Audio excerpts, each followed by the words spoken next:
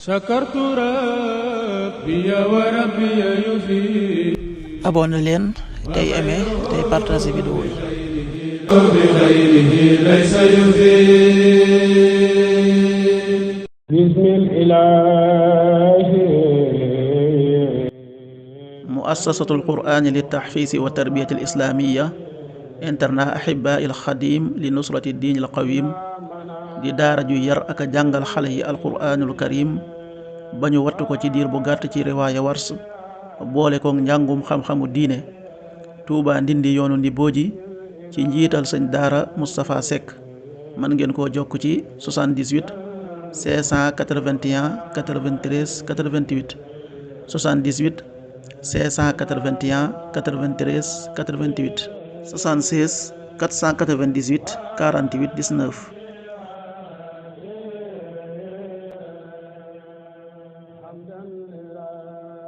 asalaamualeykum mbokk yi, teel a àllarba ñaar fukki fan ak ñaar ci muharram muy weeru tamxarit di weer wi njëkk ci atum junni ak ñeenti téeméer ak ñeent fukk ak juróom-ñett ci gàddaay yonent bi sallallahu alayhi wa sallam dëppoo juróom-ñetti fan ci weeru juillet ci atum ñaari junni ak ñaar fukk ak juróom-benn. ñaar fukki fan ak ñaar bokkul ci lim yu fàtt yi lim bu rafet la. bisub àllarba bi li ñu ci taamu mooy ku ca daloo. li ñu ciy teeter ak wattandiku mooy ku ca watu wala ku ca tàggoo wala ku ca sangu wala ku ca fóot. ñaanu bis bi: yow yàlla, maa ngi muslu ci yow ci ayu lépp loo xam ne jox nga nu ko ak ayu lépp loo nu xañ.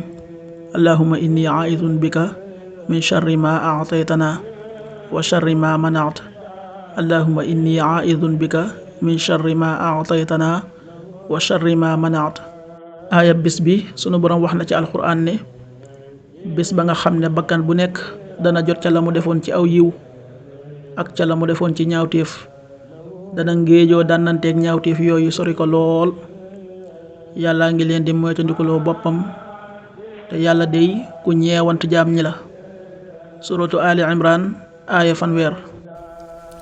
يوم تجد كل نفس ما عملت من خير محضرا وما عملت من سوء تود لو أن بينها وبينه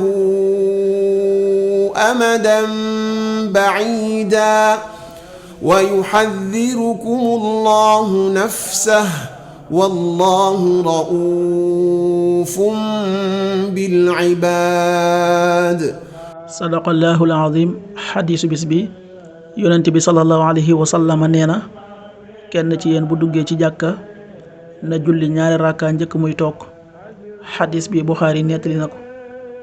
qaala rasulullahi sallallahu alayhi wa sallam: ida daxala ahadukumul masjida falyarka rak'atayni qabla an yajlis. rawaahul Buxaari.